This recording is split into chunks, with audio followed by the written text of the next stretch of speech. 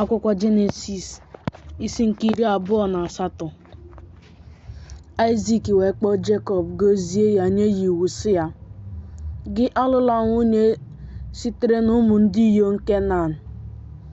Bilie, jee Pedaneram, ruo ụlọ Betuel bụ nna nne gị.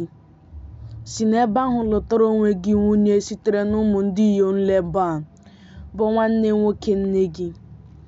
Ka Chineke nke pụrụ ime ihe niile gọzie gị, mee ka ị mụọ ọmụmụ ya, meekwa ka ị baa ụba, ka ị wee ghọọ mkpokọta nke ndị dị iche iche.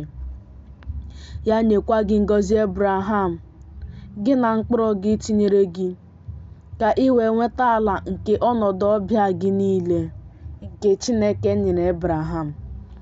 Aịzik wee zipụ Jekọb jee Pedaneram, jekwuru Leban nwa Betuel, onye Siria, bụ nwanne nwoke Rebeka, nne Jekọb na Ịsọ. Ịsọ wee hụ na Aịzik gọziri Jekọb, zipụkwa ya ije Pedaneram, isi n'ebe ahụ lụtara onwe ya nwunye. Ọ hụkwa na mgbe ọ na-agọzi ya, na o nyere ya iwu sị, gị alụla nwunye sitere n'ụmụ ndị inyom Kenan. Ọ hụkwa na Jekọb gere nna ya, geekwa nne ya ntị, wee jee Pedaneram. Ịsọ wee hụ na ụmụ ndị inyom Kenan jọrọ njọ n'anya Aịzik nna ya.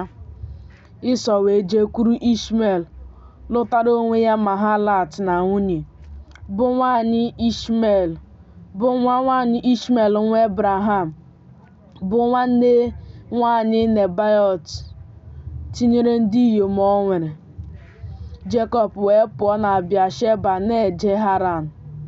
Ọ bịaruo n'otu ebe, na ọnọdụ abalị n'ebe ahụ, n'ihi na anyanwụ adawo. Ọ were otu n'ime nkume n'ebe ahụ dọba n'okpuru isi ya, wee dina n'ebe ahụ. Ọ rọọ nrọ, ma lee, mbube nke guzoro n'ala, ma elu ya na-emetụ ebe eluigwe dị. Ma lee, ndị mmụọ ozi Chineke na-arịgo na-arịda na ya.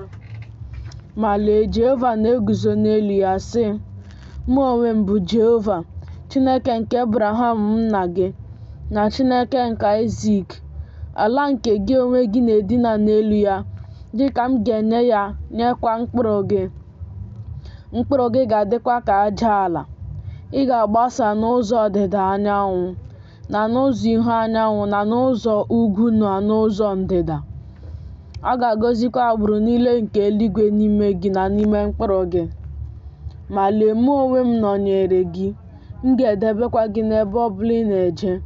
M ga-emekwa ka ị lọta n'ala nke a, n'ihi na m gaghị ahapụ gị ruo mgbe m ga-emeworo ihe m gwaworo gị okwu banyere ya.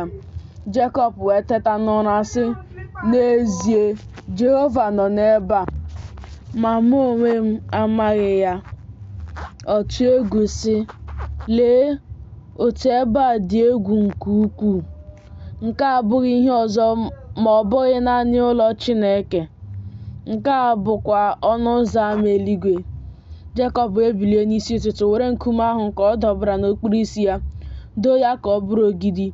Ọ wụsa mmanụ n'elu ya. Ọ kpọọ aha ebe ahụ Betel.